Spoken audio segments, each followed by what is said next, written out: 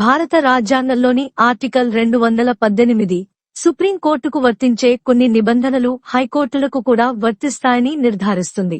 ప్రత్యేకంగా ఇది ఆర్టికల్ 124లోని క్లాజులు 4 మరియు 5 ని సూచిస్తుంది మరియు ఈ నిబంధనలు అవసరమైన ప్రత్యామ్నాయాలతో హైకోర్టులకు వర్తిస్తాయని పేర్కొంది. దీని అర్థం యొక్క వివరణ ఇక్కడ ఉంది. ఆర్టికల్ 124 క్లాజులు 4 మరియు 5 ఈ నిబంధనలు న్యాయమూర్తిని పదవి నుండి తొలగించే ప్రక్రియకు మరియు వారి ప్రవర్తనపై విచారణకు సంబంధించినవి.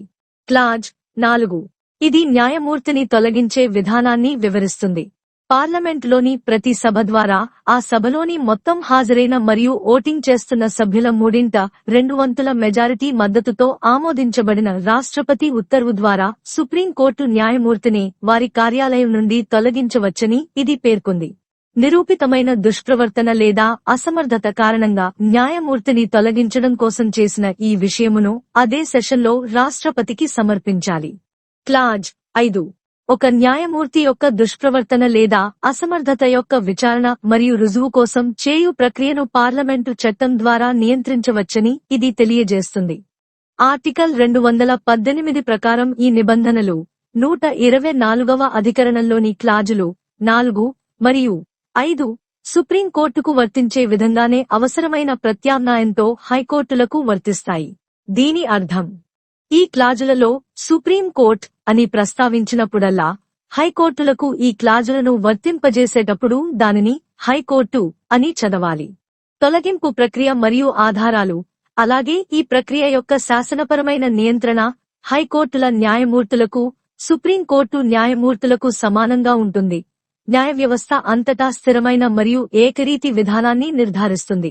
సారాంశంలో ఆర్టికల్ 218 సుప్రీంకోర్టు కోసం పేర్కొన్న విధంగా న్యాయమూర్తుల తొలగింపు మరియు దర్యాప్తు కోసం అదే కఠినమైన ప్రక్రియ మరియు ప్రమాణాలు తగిన ప్రత్యామ్నాయాలతో హైకోర్టులకు కూడా వర్తిస్తాయని నిర్ధారిస్తుంది.